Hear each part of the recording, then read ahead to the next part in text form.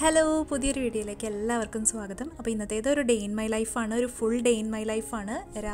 അതിരാവിലെ തൊട്ട് രാത്രി വരെയുള്ള വിശേഷങ്ങളാണ് ഷെയർ ചെയ്യുന്നത്. പ്രത്യേകിച്ച് ഇന്ന് നോമ്പ് തുടങ്ങുകയാണ്, നോമ്പിൻ്റെ ആദ്യത്തെ ദിവസത്തെ വ്ളോഗാണ് കേട്ടോ. അപ്പോൾ നിങ്ങൾക്ക് ഇഷ്ടപ്പെടുന്നു വിചാരിക്കുന്നു. അപ്പോൾ നമുക്ക് എന്തായാലും കണ്ടു നോക്കാം. അപ്പോൾ ഇത് രാവിലെ ഒരു 4:15 കേട്ടോ നമ്മൾ അത്താഴം കഴിക്കാൻ വേണ്ടിയിട്ട് എഴുന്നേൽക്കുന്നത്. അപ്പോൾ ഇന്നത്തെ രാവിലെ പ്ലാൻ ചെയ്തിരിക്കുന്നത് ദോശയാണ്. ദോശ പൊതുവേ നമുക്ക് ഇഷ്ടമില്ലാത്ത ബ്രേക്ക്ഫാസ്റ്റാണെന്ന് പറഞ്ഞിട്ടുണ്ടല്ലോ.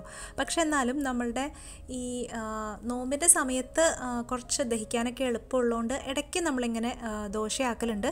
അപ്പോൾ ദോശയും ചമ്മന്തിയാണ്. ശരിക്കും പറഞ്ഞാൽ കുറച്ച് പാടാണ് ദോശയൊക്കെ ആക്കുക എന്ന് പറഞ്ഞാൽ. നമ്മൾ എല്ലാവർക്കും വേണ്ടിയിട്ട് ദോശ ചുട്ടെടുക്കുക എന്ന് പറയുമ്പോൾ രാവിലത്തെ സമയത്തിൽ കുറച്ച് ശരിക്കും നല്ലൊരു പാട് തോന്നി കേട്ടോ. അന്നത്തെ ദിവസം നമ്മൾ ആദ്യത്തെ ദിവസവും കൂടിയാണല്ലോ. അപ്പോൾ എന്തായാലും പിന്നെ ആദ്യത്തെ ദിവസം ആയതുകൊണ്ട് കുറച്ച് എനർജി കൂടുതലാണ്. അതുകൊണ്ട് തന്നെ കുറച്ച് ഐറ്റംസൊക്കെ കൂടുതൽ ഉണ്ടാക്കാൻ വേണ്ടിയിട്ടുള്ള പ്ലാനൊക്കെയാണ് കേട്ടോ. അപ്പോൾ വൈകുന്നേരത്തെ മെനുവിന് വേണ്ടിയിട്ട് ഞാൻ ടു ഡു ലിസ്റ്റൊക്കെ ഉണ്ടാക്കുന്നുണ്ട്. രാവിലത്തേന് ടു ഡു ലിസ്റ്റും ഒന്നിനൊന്നും സമയമില്ല, പെട്ടെന്ന് തന്നെ കാര്യങ്ങൾ ആവണമല്ലോ. അപ്പോൾ രാവിലെ ഏത്തപ്പഴം പുഴുങ്ങാമെന്ന് വിചാരിച്ചിട്ട് രാവിലെ ഞാൻ അതാക്കുകയാണ് കേട്ടോ ആദ്യം തന്നെ. പിന്നെ ചട്നി ഉണ്ടാക്കിയെടുക്കണം. അപ്പോൾ ചട്നി ഓൾറെഡി ഞാൻ തേങ്ങ അരച്ച് ചട്നി ആക്കി റെഡിയാക്കി വെച്ചിട്ടുണ്ട് കേട്ടോ. ഇനിയിപ്പോൾ അതൊന്ന് താളിക്കേണ്ട പരിപാടി മാത്രമേ ഉള്ളൂ. കാരണം അതിരാവിലെ ഇവിടെ മിക്സി വർക്ക് ചെയ്ത് കഴിഞ്ഞാൽ എല്ലാവരും ഉറങ്ങായിരിക്കുമല്ലോ. അപ്പോൾ അതുകൊണ്ട് തന്നെ രാത്രി തന്നെ അതൊക്കെ ചെയ്തു വെച്ചു. ഇനിയിപ്പോൾ ജസ്റ്റ് അതൊന്ന് ചൂടാക്കിയതിന് ശേഷം കടുകൊക്കെ പൊട്ടിച്ചെടുക്കേണ്ട കാര്യം മാത്രമേ ഉള്ളൂ കേട്ടോ. ശരിക്കും പറഞ്ഞാൽ ഞാൻ വിചാരിച്ചതിലും നല്ല പോലെ സമയമെടുത്തു. ഒരു 4 മണിക്ക് എന്തായാലും എഴുന്നേൽക്കായിരുന്നു എന്ന് പിന്നെ തോന്നിപ്പോയി. ദോശയായതുകൊണ്ടാണ് കേട്ടോ. അതല്ലെങ്കിൽ നമുക്ക് അത്രയും സമയം എടുക്കില്ലല്ലോ, എല്ലാവർക്കും തന്നെ ചുട്ട് എടുക്കണ്ടേ. എന്തായാലും ഇനിയിപ്പം ദോശ ഉണ്ടാക്കുകയാണെങ്കിൽ എന്തായാലും കുറച്ചും കൂടി നേരത്തെ എണീക്കണമെന്ന് ഞാൻ വിചാരിച്ചു വെച്ചിട്ടുണ്ട്. അപ്പോൾ ഇതാ നമ്മുടെ ചട്നി അവിടെ റെഡിയാവുന്നുണ്ട് കേട്ടോ.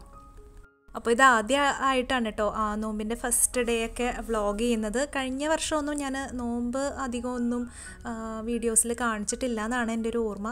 1-2 അത്രയൊക്കെ കാണിച്ചിട്ടുള്ളൂ കേട്ടോ. അപ്പോൾ ഇപ്രാവശ്യം എന്തായാലും നമുക്ക് കൂടുതൽ സബ്സ്ക്രൈബേഴ്സൊക്കെ ആയി. അപ്പോൾ എല്ലാവർക്കും ഒരു ഇൻട്രസ്റ്റ് ഒക്കെ ഉണ്ട്. അപ്പോൾ ഞാൻ വിചാരിച്ചു എന്തായാലും വ്ളോഗ് ചെയ്യാം. പിന്നെ നമ്മൾ ഉണ്ടാക്കുന്ന റെസിപ്സ് സിമ്പിളായിട്ട് ചെയ്യുന്നതും അതൊക്കെ ഷെയർ ചെയ്യാനും കാണാനും ഒക്കെ എല്ലാവർക്കും ഒരു ഇഷ്ടം ഉണ്ടാവുമല്ലോ. അങ്ങനെ ഇതാ ചട്നി റെഡി ആയിട്ടുണ്ട് കേട്ടോ. ഇനിയിപ്പോൾ പെട്ടെന്ന് തന്നെ ദോശയാക്കി എടുക്കണം. അങ്ങനെ പെട്ടെന്ന് തന്നെ ദോശ ഉണ്ടാക്കിയെടുക്കുകയാണ് കേട്ടോ. നെയ്യൊക്കെ പുരട്ടി നെയ്റോസ്റ്റ് പോലെയൊക്കെയാണ് കേട്ടോ ഉണ്ടാക്കുന്നത്. ഇവിടെ മിക്കവാറും ഇങ്ങനെ മൊരിഞ്ഞ ദോശയാണ് ഇഷ്ടം, അല്ലാതെ തട്ടുദോശ പോലെ ഉണ്ടാക്കുന്നത് അത്ര ഇഷ്ടമല്ല. അപ്പോൾ ഞാൻ വെളിച്ചെണ്ണയൊന്നുമല്ല, നെയ്യ് തന്നെയാണ് ആക്കുന്നത്. നെയ്യാണല്ലോ കുറച്ചുകൂടി ഹെൽത്തി. അപ്പോൾ ദോശ ആവാൻ താമസം പിടിച്ച ആ ഒരു സമയം കൊണ്ട് വേഗം ബാക്കി സൈഡിലുള്ള പണികളും എല്ലാം ചെയ്ത് പോകുന്നുണ്ട് കേട്ടോ. അങ്ങനെ ചെയ്താൽ മാത്രമല്ലേ നമുക്ക് പണികൾ തീരുള്ളൂ. അപ്പം മോളും കൂടിയിട്ടുണ്ട്. ഇടയ്ക്ക് ഞാൻ മാറുന്ന സമയത്ത് ദോശയൊക്കെ ഉണ്ടാക്കിയെടുക്കാൻ വേണ്ടിയിട്ട് അവളും ഹെൽപ്പ് ചെയ്യുന്നുണ്ട് കേട്ടോ. സാധാരണ ആളുകൾ ചെറിയ ലൈറ്റായിട്ടുള്ള അത്താഴമാണ് കഴിക്കുന്നത്. പക്ഷേ നമ്മളിവിടെ അത്യാവശ്യം ബ്രേക്ക്ഫാസ്റ്റ് പോലെ തന്നെ ഫുഡ് ഉണ്ടാക്കി കഴിക്കും കേട്ടോ. അപ്പോൾ അങ്ങനെ ആകുമ്പോഴത്തേനും നമുക്ക് ഒരു വല്ലാത്ത ക്ഷീണമൊന്നും തോന്നാറില്ല. പിന്നെ മാക്സിമം പഴം പുഴുങ്ങിയത്, അതുപോലെ മുട്ട, പിന്നെ പാല് അങ്ങനെയൊക്കെ കഴിക്കാൻ നോക്കലുണ്ട്. അപ്പം അങ്ങനെ കഴിക്കുമ്പോൾ കുറച്ച് എനർജറ്റിക് ആയിട്ട് തന്നെ ഇരിക്കുമല്ലോ. അപ്പോൾ അങ്ങനെയാണ് ഇവിടെ. അതല്ലാതെ വളരെ ലൈറ്റായിട്ട് ഫ്രൂട്ട്സ് മാത്രം കഴിച്ചും കൊണ്ട് നോമ്പ് എടുക്കുന്ന ആളുകളെയൊക്കെ എനിക്കറിയാം കേട്ടോ. എന്തായാലും ഇവിടെ അങ്ങനെ നടക്കലില്ല.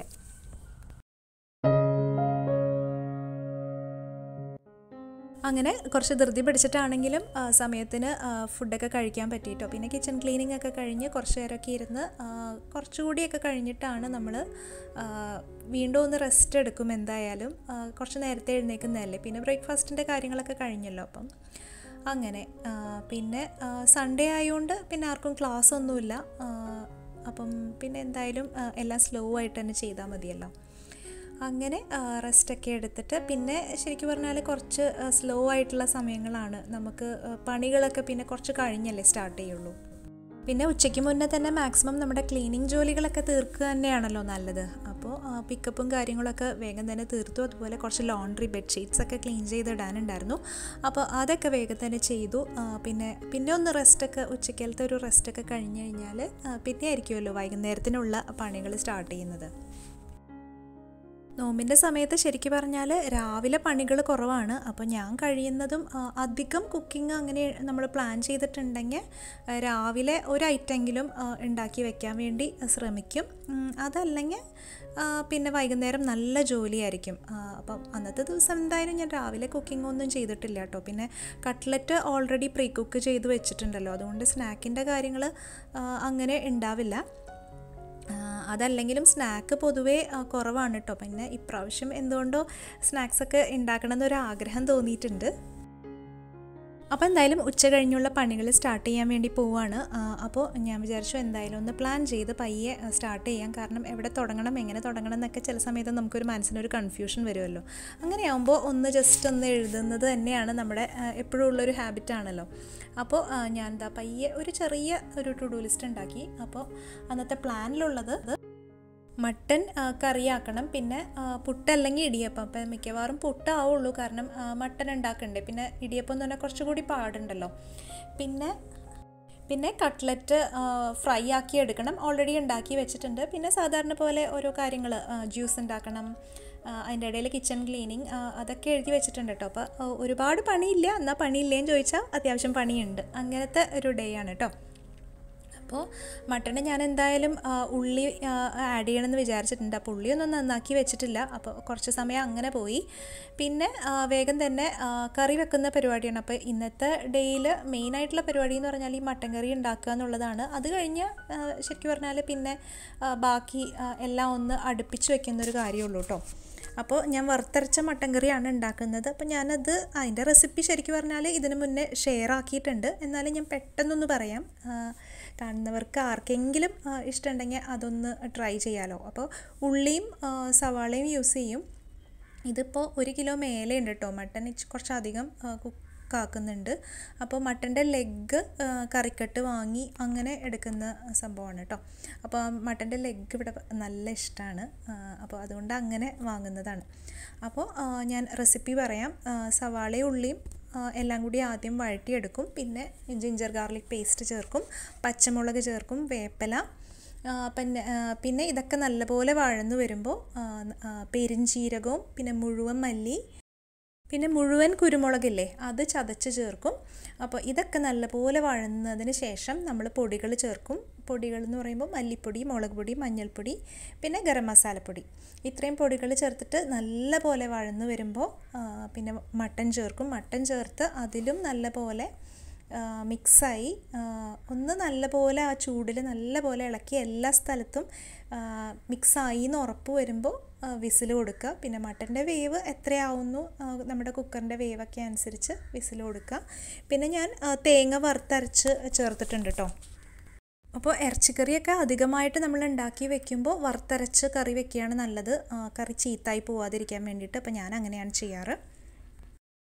പിന്നെ നമുക്ക് വാട്ടർമെലൺ ജ്യൂസ് ഉണ്ടാക്കണമല്ലോ. അപ്പോൾ മോള് വാട്ടർമെലൺ കട്ട് ചെയ്ത് എടുക്കുകയാണ് കേട്ടോ. ആദ്യം ഞാൻ വെറുതെ ഫ്രൂട്ട് കഴിക്കാമെന്ന് വിചാരിച്ചു. പിന്നെ നോക്കിയപ്പോൾ വേറെയും ഫ്രൂട്ട്സൊക്കെ കട്ടാക്കുന്നുണ്ട്. അപ്പോൾ ഇതാ കറി ഇവിടെ വെന്ത് റെഡി ആയിട്ടുണ്ട് കേട്ടോ. നല്ല പോലെ വേവണം ശരിക്കും മട്ടൻ, അപ്പോഴാണ് കറിക്കും നല്ലൊരു ടേസ്റ്റ് ഉണ്ടാവുക. അങ്ങനെ ജ്യൂസൊക്കെ റെഡിയാക്കി ഇട്ടിട്ടുണ്ട്. മധുരം ഒട്ടും ആഡ് ചെയ്യാത്ത ജ്യൂസാണ് കേട്ടോ.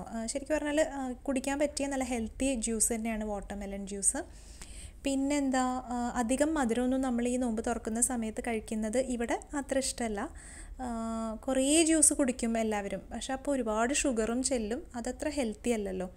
അപ്പോൾ കറി റെഡിയായപ്പോൾ ഒരു മെയിൻ പരിപാടി കഴിഞ്ഞു. ഇനിയിപ്പം പുട്ടാണ്. പുട്ട് എളുപ്പത്തിൽ തന്നെ ചെയ്തെടുക്കാമല്ലോ. അപ്പോൾ ഏകദേശം 5:30 ആയിട്ടുണ്ട്. അപ്പോൾ കിച്ചൻ്റെ ക്ലീനിങ്ങും കൂടി ഒന്ന് കഴിയണമെന്ന് എനിക്ക് നല്ല ആഗ്രഹമുണ്ട് കേട്ടോ.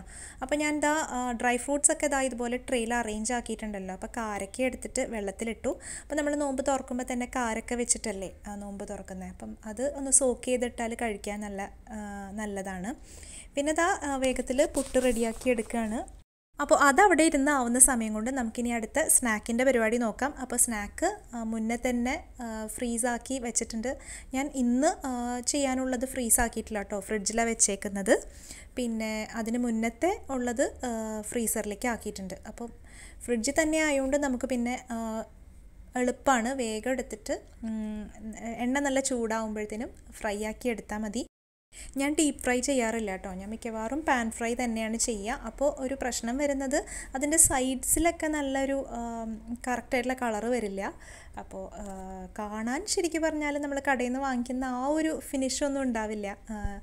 പക്ഷേ ഇപ്രാവശ്യത്തെ കട്ട്ലറ്റ് ഭയങ്കര ടേസ്റ്റി ആയിരുന്നു കേട്ടോ. ഞാൻ ഇത്രയും നാളുണ്ടാക്കിയിട്ട് ഏറ്റവും സാറ്റിസ്ഫൈഡ് ആയിട്ടുള്ള ഒരു റെസിപ്പി ആയിട്ട് കിട്ടിയിട്ടുണ്ട് കേട്ടോ. അപ്പോൾ ഇതെങ്ങനെ ഉണ്ടാക്കിയെന്നുള്ളതൊക്കെ ഞാൻ കഴിഞ്ഞ വ്ളോഗിൽ ഷെയർ ചെയ്തിട്ടുണ്ട്. അപ്പോൾ റെസിപ്പി വേണമെങ്കിൽ അത് ജസ്റ്റ് ഒന്ന് കണ്ടു നോക്കിയാൽ മതി കേട്ടോ. കഴിഞ്ഞ വ്ളോഗ്, അതായത് നോമ്പിൻ്റെ പ്രിപ്പറേഷൻസ് എന്നും പറഞ്ഞിട്ട് തൊട്ട് മുന്നത്തെ വീഡിയോ എടുത്ത് കണ്ടാൽ മതി.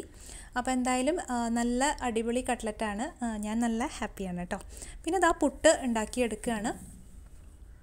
അപ്പോൾ ഒരു 5 കട്ട്ലറ്റ് ഉണ്ടാക്കുന്നുള്ളൂ. കാര്യം വെച്ചാൽ നമ്മൾ വെജിറ്റബിൾ സമോസ പുറത്തുനിന്ന് വാങ്ങിച്ചിട്ടുണ്ട്. അപ്പോൾ എന്ത് സ്നാക്ക് ഉണ്ടാക്കിയാലും മിക്കവാറും വെജിറ്റബിൾ സമോസ വാങ്ങിക്കും. നല്ല വെജിറ്റബിൾ സമോസ കിട്ടും കേട്ടോ ഇവിടെ അടുത്തുനിന്ന്. ശരിക്കും പറഞ്ഞാൽ നമ്മൾ സെപ്പറേറ്റ് സ്നാക്ക് ഉണ്ടാക്കേണ്ട കാര്യമൊന്നുമില്ല. പിന്നെ ഇപ്രാവശ്യം എന്തോ എനിക്ക് സ്നാക്സ് സ്വന്തമായി ഉണ്ടാക്കാൻ ഭയങ്കര ഒരു ആഗ്രഹം വന്നു. അതാണ് കേട്ടോ. അപ്പോൾ ഞാൻ ടു ഡു ലിസ്റ്റൊക്കെ എടുത്തൊന്ന് നോക്കി കേട്ടോ. അപ്പോൾ ഏകദേശം കാര്യങ്ങളൊക്കെ ആയിട്ടുണ്ട്. അപ്പോൾ കരിക്ക് വെട്ടാൻ വേണ്ടിയിട്ടൊരു ടാസ്ക് ഉണ്ടായിരുന്നു. അപ്പോൾ അതെന്തായാലും ചെയ്തില്ല.